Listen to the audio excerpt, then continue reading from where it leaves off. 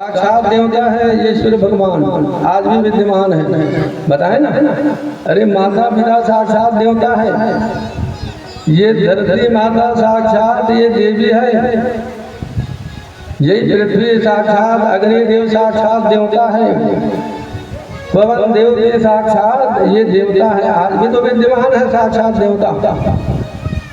तो सूर्य भगवान की भला उपासना करके देखो, वो तो स्वयं है बिखेर देती वसुंधरा, ये मोती सबके सोने पर, और रवि बटोर लेता है उनको, ये सदा सवेरे होने पर। ये रवि सूर्य भगवान, रवि सकल वस्तु उपजावे, रवि सकल वस्तु उपजावे, जो जो वस्तु रची ब्रह्मा ने, ये सब में झलक दिखावे। रवि सकल वस्तु उपजावे, यही सूर्य भगवान का रोज हो सके तो 12 बार ना ये जल ऐसे अर्पण करो भगवान को, 12 सूर्य। अगर ऐसे कहीं करोगे ना, 12 सूर्य भगवान का नाम है, और 12 सूर्य से ना अगर खराब कहीं स्वप्न में आया है, खराब दृष्टि सपना आया हो, तो वो ना ऐसे भगवान सूर्य भगवान की उपासना करने पर ये खराब सपना ये प्राप्त हो जाते हैं। तो यही यादव का स्मंदन नाम का मणि पाया था। एक बार ना भगवान श्री कृष्ण से उनसे ये कहा था कि तुम भाई ये राजा को ले जा करके दे दो, क्योंकि ये राजा के पास में रहना चाहिए। यदि मणि राजा उग्रसेन को दे दे तो एक दिन सत्राजित ना कहीं कृष्ण भगवान कहीं छीन ना ले करके वो अपने भाई प्रसेन को वो मणि को गला में बांध दिया। अब घोड़ा में चढ़ करके वो जंगल के तरफ शिकार खेलने के वास्ते गया ना, तो जंगल में एक सिंह ने मार डाला और उनको मार डाला, और वही जामवंत ने भी उसी को मार करके वही मणि को अपने ये गुफा में ले जा करके ना अपने पुत्री जामवंती को ये दे दिया। अब इधर देखो द्वारिका नगरी में भगवान को ना ये बिना फालतू वो चोरी का लक्षण लांछन लगने लगा। बोलो वृंदावन बिहारी लाल की जय। अब चोरी का लांछन लगने लगा तो भगवान ने सोचा कि ये सब क्या है करके, तब उन्होंने सब मिल करके ना खोजने ढूंढने का प्रयास किया। आखिर में गया और जा करके वो ढूंढा जंगल में, जैसे चिन्ह के मुताबिक वहाँ गुफा के अंदर में घुसा ना, तो वो समय तो जामवंत जी ये नहीं थे। जामवंती उस स्मंदन नाम के मणि प्रकाश को वो खेल रही थी, बस ऐसे झटका ना वही समय जामवंत भी आ गए। और जामवंत आए और भगवान द्वारिकानाथ प्रभु से ये युद्ध हुआ, भक्त और भगवान का ये युद्ध हुआ। और दोनों में ये कितने दिन तक के ऐसे 28 दिन तक के ये युद्ध हुआ। आखिर में जब एक घूसा मारा ना, तब ये जामवंत को ये ज्ञान हुआ, और तब जामवंत समझ गए कि यही त्रेता युग के भगवान राम है, रामचंद्र जी थे, जो द्वापर युग में द्वारिकानाथ बन करके आए हैं। ऐसा कह करके ना ये क्षमा याचना किया, प्रभु मैं तो आपको भूल गया था, लेकिन आप मुझे क्यों भूल गया। जब अगर जीव कहीं भगवान को भूल जाते हैं ना, तो भगवान भी उनको ये भूल जाते हैं। और कहीं जीव कहीं आगे अगर आएंगे, 2 कदम भी अगर आगे आएंगे ना, तो भगवान 4 कदम आगे आने वाला है। इसलिए प्रभु मेरी ये गलती को आप क्षमा कर दीजिए। ऐसा कह करके वही अपने स्मंदक मणि को ना अपने जामवंती जी को भगवान को सौंप करके वही स्मंदक नाम के ये मणि को ले जा करके कन्यादान के रूप में ये दिया। और फिर जब दिया ना ले जा करके 17 जित राजा को जब वो मणि को दिया ना तो वो भी ये लगा गए और लगा करके फिर अपनी पुत्री जो जिनका नाम था सत्या उनका पानी ग्रहण भगवान के साथ में कर दिया और वही स्मंतक नाम के मणि को ना यही सत्राजित ने भगवान को निछावर कर दिया। देखिए कहने का मतलब यही है, वही चौथ के चंद्रमा को जैसे दशहरा पुत्री चंद्रदेव ने ये कलाही नदत काल करे, अगर चौथ का ये चंद्रमा को देखा था ना तो भगवान को भी दोष लगा था, बिना अपराध के लांछन लगा था नहीं चोरी का। और आज चोरी को सिद्ध करने के लिए उन्होंने ऐसा किया। इस तरह से भगवान ने रुक्मिणी के साथ में यही जामवंती के साथ में और फिर ये सत्या के साथ में विवाह किया। बोलो वृंदावन बिहारी लाल की जय। चलो भगवान नाम का 2 मिनट का कीर्तन करें। मैंने मेहंदी रचाई रे कृष्ण नाम की, मैंने मेहंदी रचाई रे कृष्ण नाम की,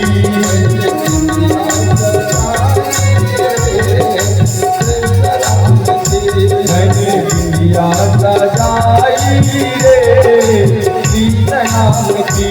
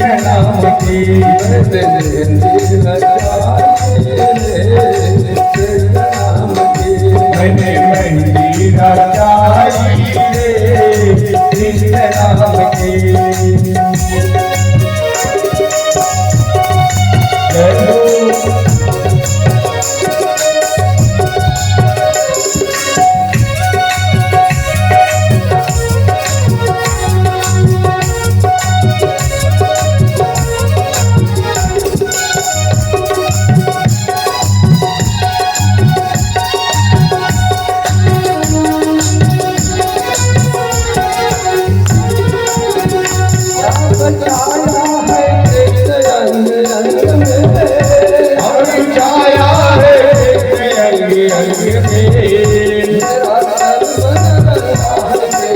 ओ मेरा तन मन लगा है कृष्ण रंग में, मेरा तन मन लगा है कृष्ण रंग में, मेरा तन मन लगा है कृष्ण रंग में, मेरा प्रियम है मेरा जीवन है कृष्ण, मेरा प्रियतम है कृष्ण, मेरा जीवन है कृष्ण, मेरा प्रियम है मेरा जीवन है कृष्ण, मेरा प्रियतम है कृष्ण, मेरा जीवन है कृष्ण। मेरे माला बला मैंने माला बनाई रे कृष्ण नाम की, मेरे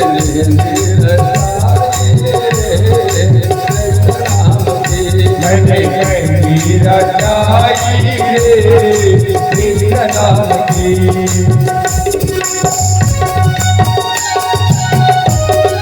जय हो।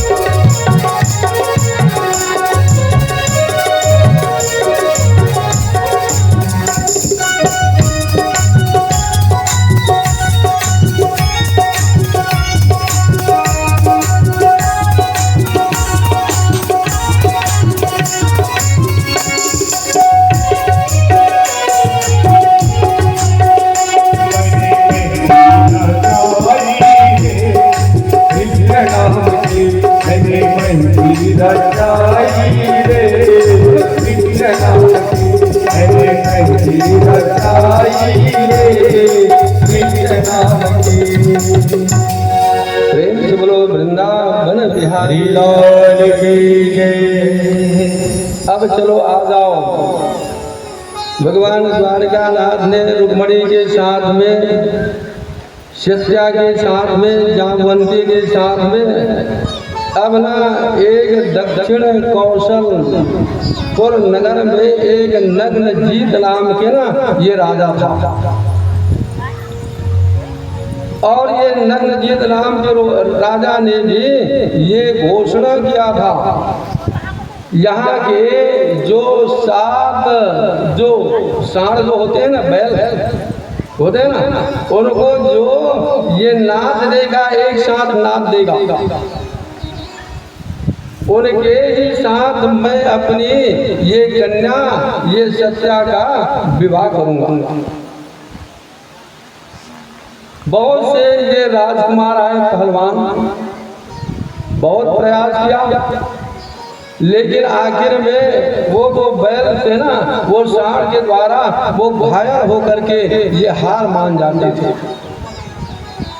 बहुत सारा बड़े से बड़े जैसे परीक्षा होते हैं तो सब आते नहीं, जैसे जयमाला होती है तो सब आकर के विराजमान होते हैं, जिनको वो चयन करते हैं उनका ये हो जाते हैं, वही विवाह करें। बहुत से राजकुमार वहाँ आए, किंतु सांडों से घायल होकर के ही ना आखिर में चुपचाप मन पछताते हुए वो सब अपने अपने घर की तरफ चले गए।